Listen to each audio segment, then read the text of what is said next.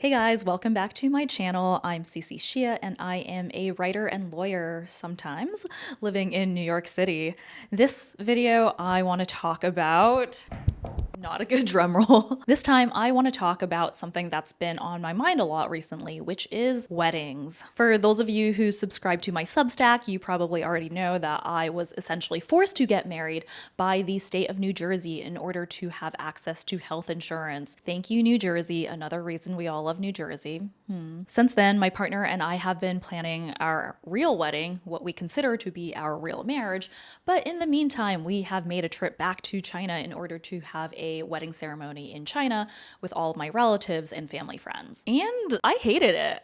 I'm sorry to say, I absolutely hated it. I was so low-key traumatized by the experience that I couldn't talk about it until just now. But now that I finally had a whole 8 months to process my extra small Chinese wedding, I wanted to unpack a little bit more about why weddings are so salient in our culture and also personally, and delve a little bit more into why I found this experience of being in my own wedding so traumatic. And as always, if you'd rather read this rather than watch it, you can head on over to my Substack where you just have a lot of my other essays as well as this one. So let's get into it. The photos from my Chinese wedding are beautiful. I shouldn't have been surprised. When I spent my summers in China as a teenager, I would always have one day where we would do 艺术照, which basically means artsy photo, where a photographer would dress me up, pose me by telling me how to smile, and it was always 微笑, which is like a little smile, and I would always get accused of smiling too widely or too big, as is the American way. And then they'd Photoshop the hell out of the proofs. I remember telling them to please not make my skin so white. The shade they thought was beautiful, I found sickly, not even getting into the whole colorism of it all. But I had to admit, the resulting photos were quite pretty. At an age when I desperately wanted to be pretty, I appreciated the outcomes despite the artifice. It affirmed the life lesson that if I wanted something, all I had to do was suffer through hours of makeup and eyelid tape, the weight of fake lashes, and doing what I was told. All I had to do was become someone else. It was a lesson I'd take into college, law school, and beyond. I always thought that when I saw my wedding photos, I'd want to share them with other people immediately. Isn't that what people do? Like it's a thing to do? Besides, the algorithm loves weddings and wedding photos. Shouldn't I give the ghost in the machine what it wants? But as I swiped through the bright saturated frames, I didn't want to share these with anyone, much less social media. I could only see the artifice. I flipped my phone around to show my partner one of the photos. He zoomed in on our faces. "You look pissed," he finally said. And for the first time in an hour, I smiled.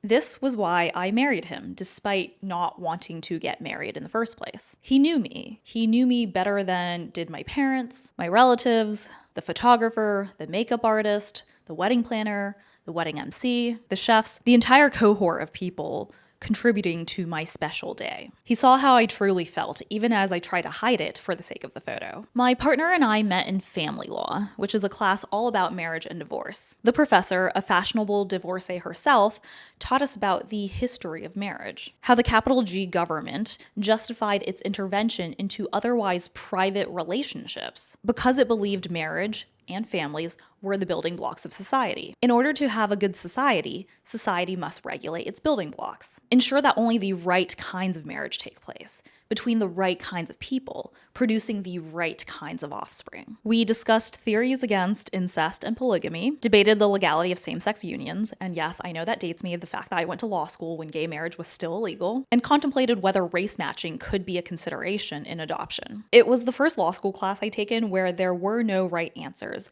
and it opened my eyes up to all the ways that I'd been living unconsciously and the array of ways I could live. If you ever find yourself at Harvard Law School and have the opportunity to take family law with Professor Suk, do it. It is just the best class. And it's a class that I think about day to day in my own life more so than any other law school class, period. A recurring theme of the class was how marriage had changed, how it was still changing. One practice exam final question asked simply, what is marriage and why does it matter? It is against this backdrop that my partner and I began dating, talking not just about family and marriage, but what they meant, how they were changing. If marriage was no longer a pure socioeconomic vehicle between two families, and women now had the right to work and did often work, then what was the point of getting married? To register our psychological and emotional bonds with the state of New York? To be honest, I'd rather register my friendships. Those were the relationships I found frustratingly fleeting and insufficiently committed. A series of people whom I loved dearly getting pulled away from me by the nuclear family's gravity. In post-academic life, I noticed the diminishing itineraries of group get-togethers and group trips. Where was spring break in Cancun? Crashing your friends' Thanksgivings because you couldn't afford a ticket home.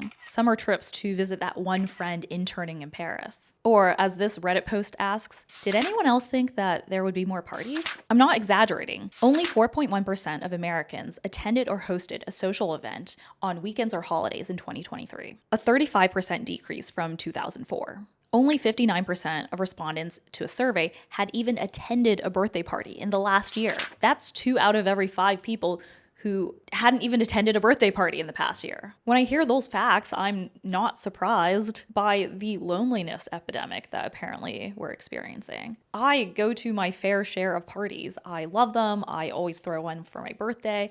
And even I don't feel satisfied with how often I see friends in adult life. How committed people seem to be, or more often not to be, committed to friendships. I wanted friendship commitment ceremonies more than I wanted a marital commitment ceremony. My friends, more so than my romantic entanglements, were the ones I wish I had legal recourse against when they hurt me, excluded me, left me, moved out of New York City. So I set out plotting how I could turn my wedding into a friendship commitment ceremony. First off, I knew it had to be a wedding, not a graduation, not a birthday, not a new job party, a wedding. Weddings are the only large party in adult life that the guests make an outsized effort to attend. I didn't agree with the normative heft of weddings in our society, but I also figured I would just use the normative heft of weddings to transport my true intentions, dress up my desire for intimacy in a community in a Trojan horse wedding. The more we imagine what our friendship commitment ceremony,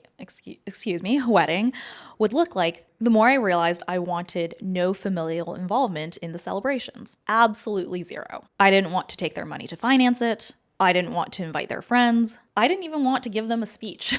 And before you're like, Cece, that's so callous. How could you not let your parents speak at your wedding? I think as a lover of words at my core, I know how much their words have the potential to ruin me, to absolutely devastate me. And there have been many instances in the past where I was quite hurt and ruined by their words, right? Especially in adolescence. I figured, especially for a ceremony that I wanted it to be exactly how I wanted, it was better to leave the love between us unsaid. It is in the quiet spaces of our filial relationship, after all, where I can really sense their care, like the soft whir of hummingbird wings.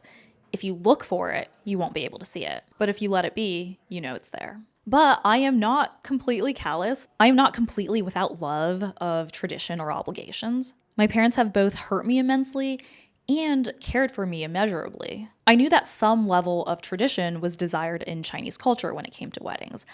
I just didn't want any of that in my wedding, in the celebration that I wanted to have. So I did the next best thing, or so I thought. I told my mom that I wanted to go back to China and celebrate with everyone. I would take as many photos as people wanted without complaint, and I would wear whatever anyone wanted me to wear, also without complaint. I'd become the pretty, obedient, docile girl that my parents had always wanted and that I never was. I set out to become a living, breathing, smiling doll. As my mom sent me PDFs of venues and outfits to choose from, I take a deep breath and remind myself, I could give them this. I could give them what they wanted, just for 2 weeks. I could give them, and my grandmothers and uncles and aunts and this morass of relatives and other people who came before, what they want. It was just for 2 weeks. It was for 2 whole weeks. I'd originally intended to vlog my Chinese wedding so I could post one of those cute wedding vlogs that's so popular on lifestyle channels. It would scream, look how cute my family is. Look how lovely these festivities are. Selfishly, I also knew that wedding content does numbers on social media because our algorithms can't help but reflect our traditions back at us.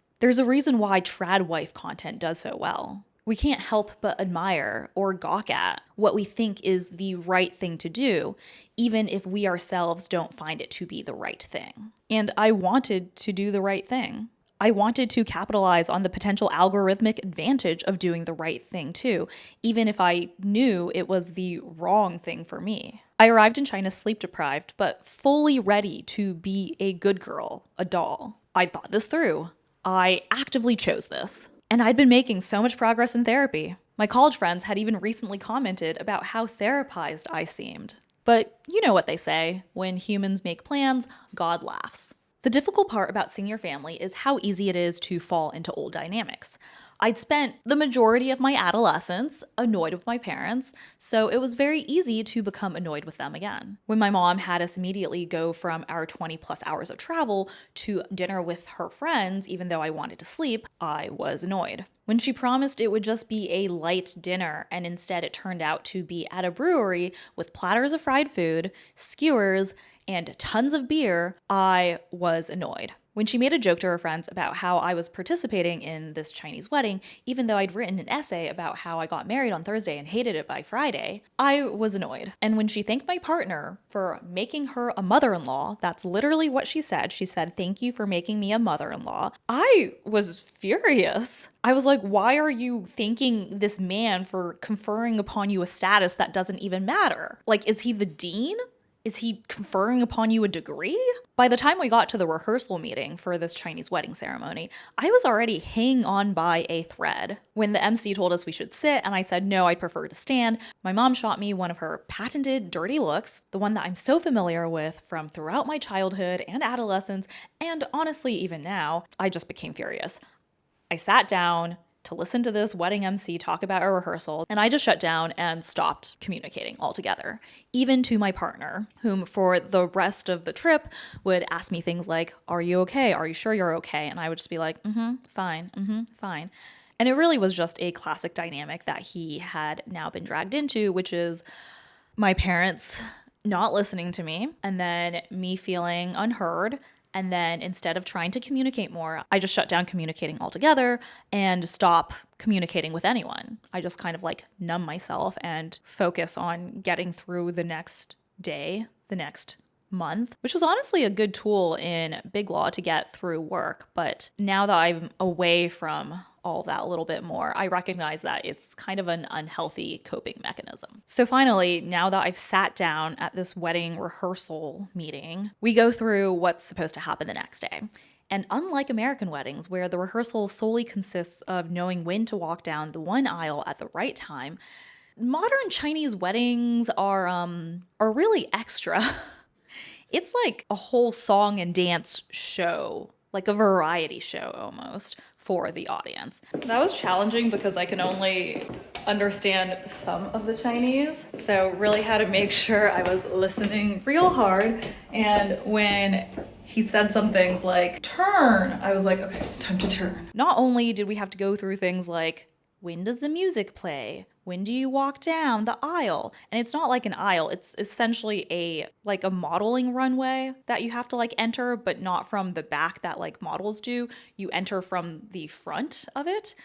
And I had to wear this like 20-pound cape. And not only do I have to like walk down this aisle, but you have to do things like step over a saddle, step over a fake flame, step over an apple, pirouette like 360 degrees, and then someone else has to take your cape from you, and then you have to like get this like scroll and get this like flower ribbon, and there's just so much bowing in all different directions. This isn't like a 15-minute ceremony, it's like a 30-minute non-stop acting experience. The sheer number of props was astounding. We had teacups, we had a scroll, we had a seal. And at different moments throughout the ceremony, we'd learn about, bowing front, bowing to the right, bowing to the left, up, look at each other, look at someone else. It was, without a doubt, a production. Needless to say, even though we went over it once, we were still very confused. The MC told us, "Don't worry. If you get confused, just listen to what I'm saying." I translated this to my partner who doesn't speak Chinese, and he just laughed. He just laughed at the absurdity of it all. The next day, the day of the wedding, the makeup artist knocked on my hotel room door at 6:40 in the morning. I felt duped. Like I'd volunteered for one thing, but then conscripted into another. I didn't even feel like I was the one getting married. I felt like I had been conscripted to play someone who was getting married. I was an actor playing this part in a show, while all the guests around me, most of whom I'd never met or only met when I was very young, ate the food and enjoyed the show that I was in. I felt incredibly alienated by this conscription into a role I'd never signed up for, even though arguably I did sign up for this by agreeing to do a Chinese wedding in the first place. It's dinner and a show, my cousin later explained to me, and you are the show. I'd been prepared mentally for many realities, but not this one. I couldn't even have fathomed this one. It felt like no one was hearing me, no one was listening to me. It kind of felt like my childhood all over again. The irony was made all the greater when we read our vows during this ceremony. I'll read them now so you can fully understand the absurdity. When we met 10 years ago, we were two main characters building our epic life stories. It wasn't apparent that our stories would overlap much, but together we found something more epic than our sagas. We found a safe place to put our performances to rest, where we could be our authentic selves rather than perform our roles as protagonists. Somewhere where belonging and acceptance are not conditioned upon the success of our performances, but rather the fact of our existences. So we vow to remind ourselves and those around us that we belong. We all belong, in our bodies, in this world, unconditionally. We vow to help each other be fully present in each moment and cherish the experience of our stories as they unfold, no matter where they lead us. We vow to grow and spread this love so that others may find this joy, this freedom, this belonging. And above all, we vow to do our best to enjoy the passage of time. This is it, right now. This is time, and it is passing. What a wonderful place to be. Yep, as we spoke about our relationship helping us no longer play roles and put down our performances, we were literally role-playing. Then again, is family simply an allocation of roles? Mother, daughter, father, son, all in relation to one another? Is it possible to have a family without roles, or at least not preordained roles? Can we have roles that we agree to, negotiate, that evolve, that stem from a genuine desire? It's this push-pull that makes growing up and families so difficult to navigate. I want to make my family happy. I want to be able to fulfill the role that they want me to fulfill because I want them to be happy. But at the same time, I want to be myself. I want to be heard. After I got back from China, I contemplated going no contact or low contact with my parents. I just needed a break. I felt frankly betrayed by how little agency they recognized in me throughout the entire 2 weeks. Communication errors like how they didn't honor the itinerary of the trip that we'd come up with together ballooned in my mind until it became symbolic. Just another representation in a long line of instances where they didn't respect my preferences, didn't listen to me, didn't even ask me for that matter. They just took me along, like a doll.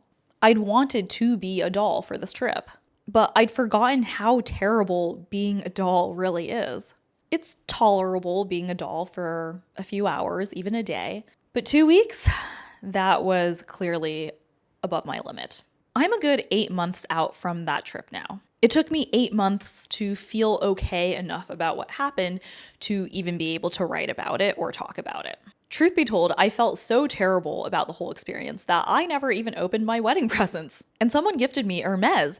I didn't immediately open the Hermes. I still haven't opened it. That should really tell you something about how traumatic I found the whole experience, how much I didn't want to think about it. Since then, I've also interacted with my parents again and met my friends' babies, seen how small and utterly helpless their newborns are, how their toddlers still need so much help in the world.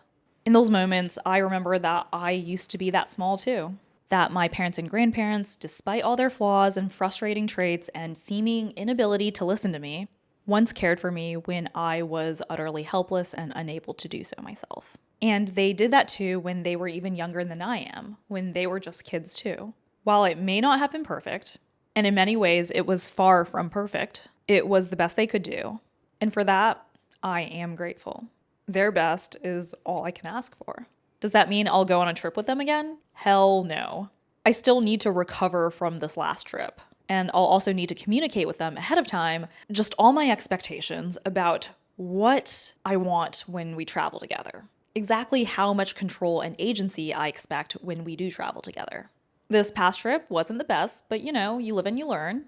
You get so angry that you stop communicating altogether, but then afterwards, when you can start communicating again and thinking again, You calmly communicate what it is that you want to happen next time and hope that the people listening can rise to the occasion. But if not, I'll probably need another 8 months to process that trip and another few years before I'm willing to go on a trip with them again. But that's family, right? That's why we get married, to have families. And that's also the type of friendship that I'm looking for in my life. This commitment to trying again and again and again, and often failing and falling short and hurting each other, but trying again nonetheless and committing to each other again nonetheless. One of my friends, whom I have an intention to live together with someday, calls this familyship, this higher level of commitment in friendship. And I really like that, familyship. So while my extra small Chinese wedding wasn't the wedding I wanted, it's the wedding that I got. And if it made any of my relatives just slightly more happy, then it was worth it. And now I can plan my real wedding, the friendship commitment ceremony, the hippy-dippy, non-traditional wedding of my dreams, without any familial guilt at all. And that's worth something. This weekend, I think I'll open my wedding presents, even the Hermes. And that's the essay for this time. Thank you guys so much for listening.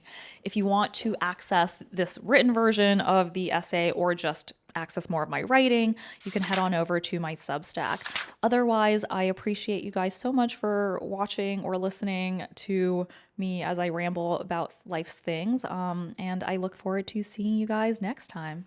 Mwah.